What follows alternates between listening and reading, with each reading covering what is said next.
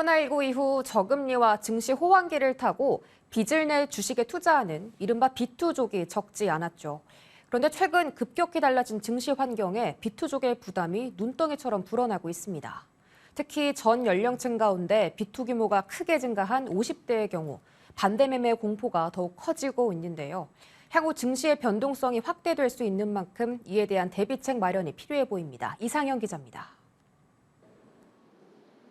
코로나 이후 증시 상승을 기대하며 급격히 늘어난 비투족. 레버리지를 이용해 짭짤한 수익을 기대했던 이들은 최근 급변한 증시 환경에 반대 매매 공포에 휩싸였습니다.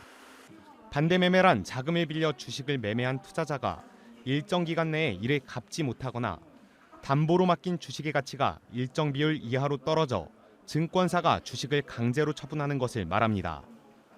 사실상 비투 실패로 볼 수 있는 겁니다. 윤영덕 더불어민주당 의원이 금융감독원으로부터 제출받은 자료에 따르면 올해 1월부터 9월까지 반대 매매 규모는 1조 5천억 원에 달했습니다. 월 평균 기준으로 코로나 직후인 지난 2020년 4분기보다는 약 2배, 지난해보다는 80% 이상 증가한 수치입니다. 그런데 이 가운데서 50대 이상 고령층의 반대 매매 규모 증가세가 특히 두드러졌습니다. 코로나 직후인 지난 2020년 4분기, 그리고 지난해와 비교해서도 전 연령층과 비교해 그 증가폭이 유독 큽니다. 이처럼 반대 매매가 급격히 늘어나면서 50대 이상 투자자들은 노후 생활마저 위협을 받고 있습니다. 노후 자금을 털어서 투자를 하는 것인데 이게 이제 위험에 빠지게 된다면 노후 생활 자체가 위협받는 그런 상황으로 전락을 할 수가 있습니다. 그래서 특히나 50대 이상 투자자들이 빚을 내서 투자하는 부분에 대해서 정책당국의 세심한 그런 관심과 또 정책 마련이 필요하다고 생각합니다. 금융당국은 과도한 반대 매매 현상을 완화하기 위해 이미 지난 7월 140%인 신용 융자 담보 비율을 일시적으로 면제하기로 한 상황. 하지만 금융위의 대책에도 지난 9월 반대 매매 금액은 지난 6월보다 소폭 증가했습니다.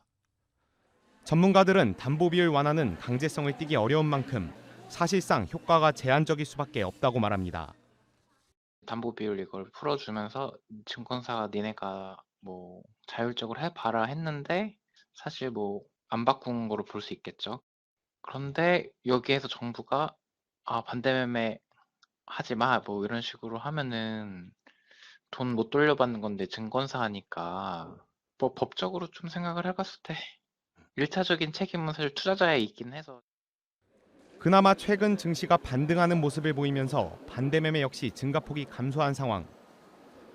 하지만 미국의 금리 인상 등 여전히 시장의 변동성을 키울 수 있는 요인이 남아있는 만큼 불안감은 지속되고 있습니다.